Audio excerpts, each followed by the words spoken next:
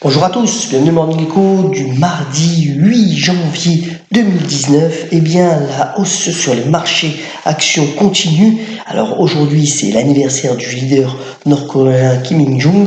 Vous voyez que c'est le deuxième jour consécutif de hausse pour le S&P qui a confirmé, soutenu en cela par la hausse des prix du pétrole et aussi par un certain optimisme sur les négociations commerciales entre les États-Unis et la Chine, puisque les États-Unis ont mis en avant leurs revendications, c'est-à-dire plus d'achats de produits américains par les Chinois, plus d'accès au marché chinois par les entreprises américaines, mais aussi donc une protection plus accrue sur donc la propriété intellectuelle. Voilà les demandes des Américains et apparemment c'est bien accepté donc par les Chinois.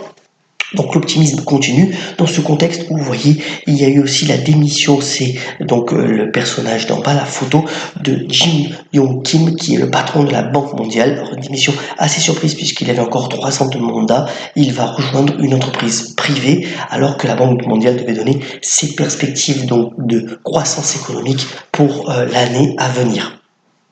Donc un contexte plutôt optimiste, même si les marchés européens, eux, ont légèrement baissé. Vous voyez que le Nikkei ce matin se reprend et gagne encore 1%.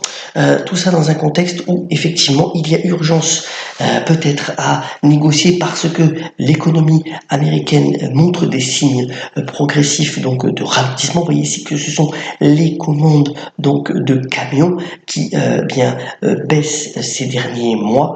Donc voilà, même si au niveau global, eh bien les Américains continuent à avoir confiance plutôt dans leur économie. Vous voyez que là ici c'est le graphique relayé donc par le Financial Times matin.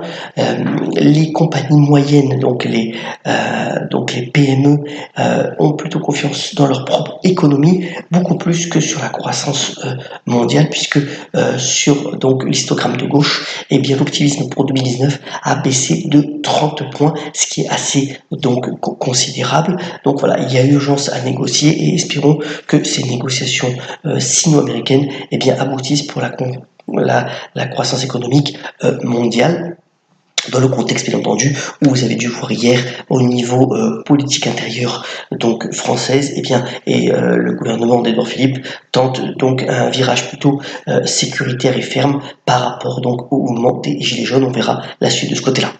Alors un petit mot aussi par rapport donc aux valeurs minières. Vous voyez qu'ici ça c'est encore un graphique relayé par le Financial Times en donnant un petit peu le coût de production donc des principales valeurs minières qui présentent un intérêt d'investissement assez significatif en ce moment, puisque vous voyez qu'en gros eh bien le coût d'exploitation des grandes valeurs minières est autour de 800-900 $, alors que l'or s'est bien repris puisqu'on est sur des niveaux de 1280 $ l'once ce matin, et que au vu des incertitudes globales que nous avons sur l'économie et sur les marchés financiers, eh bien ça redevient donc un actif refuge. Je vous le dis depuis donc la naissance de cette chronique, eh bien avoir entre 5 et 10% d'or dans les portefeuilles via l'or directement ou bien encore via ces valeurs minières a tout son sens. Un petit mot technique sur le Bitcoin qui a repris 9% donc depuis le début de l'année. Vous voyez que ce graphique démontre rapidement qu'on pourra avoir une tendance de nouveau haussière qui se dessine donc sur la crypto-monnaie, peut-être vers les 6 000 $, alors que la baisse de l'année dernière avait été considérable, plus de 75%, je vous le rappelle. Alors énormément de brèves ce matin. D'abord, on a eu les résultats de Samsung cette nuit.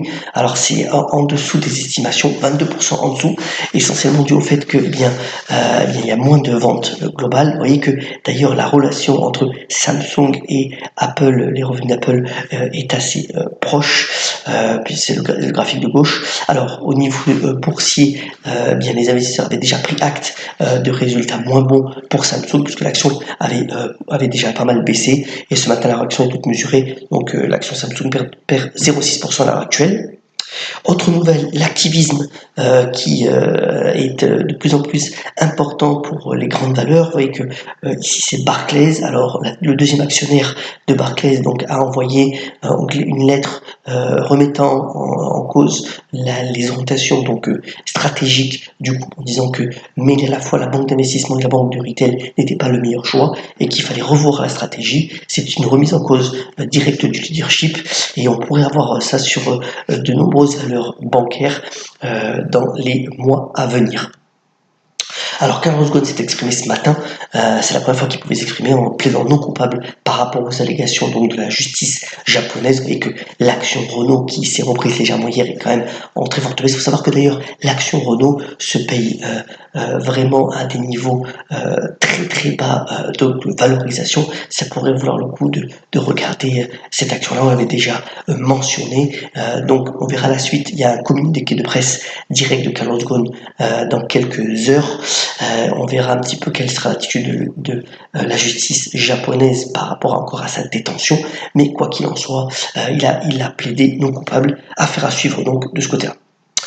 Alors ça bouge beaucoup dans la pharmacie, encore une fois, puisque après le rachat de Bristol Myers, qui a racheté donc Celgene pour 90 millions de dollars, et bien là c'est Eli Lilly, vous voyez donc le comportement boursier de l'action donc du laboratoire américain a très bien fonctionné depuis des mois. Et bien Eli Lilly rachète Loxo Oncologie, là encore c'est pour donc des traitements anticancéreux, c'est véritablement le fer de lance en ce moment, les traitements anticancers qui mobilise donc l'industrie pharmaceutique, alors que par ailleurs d'ailleurs Sanofi, qui a baissé un petit peu hier à la bourse française, eh bien revoit son accord avec Regeneron et veut garder toute sa marge de manœuvre pour intervenir là aussi sur les traitements oncologiques. Mais voilà, encore une acquisition donc de Eli Lilly sur Loxo pour 8 milliards de dollars, assez significative, et ce mouvement à n'en pas douter va continuer. Alors Amazon devient la première capitalisation mondiale devant Microsoft et maintenant devant Apple, donc pour près de 800 milliards de dollars. Vous savez que hier, à la faveur donc d'une hausse de 3,44%, eh bien Amazon donc pèse plus de 800 milliards de dollars, et c'est une réussite logistique et dans le cloud bien entendu, et Amazon a encore de belles perspectives devant elle, donc voilà, c'est à noter. Enfin, donc deux petites nouvelles concernant donc le fameux CES de Las Vegas, donc le Consumer Electronics Show qui commence véritablement aujourd'hui. Alors, d'abord rendre hommage à une boîte française donc qui est Cosmo Committed, donc qui lance des casques connectés. Ça a été le cas pour la moto. Là, c'est le cas pour le vélo, et ils vont présenter un casque pour le ski, essentiellement pour avoir la possibilité d'envoyer directement un SMS de secours si le skieur se trouve dans une situation délicate. Et parlons aussi de cette belle acquisition préservée pour le moment pour bien entendu les supermarchés. Alors il n'y a pas de danger pour les boulangers, ne nous inquiétons pas pour l'artisanat, puisque c'est la Breadpot qui permet de faire donc directement des baguettes. Apparemment c'est 200 baguettes qui peuvent être produites donc par ce robot qui met les vrais ingrédients donc pour le pain.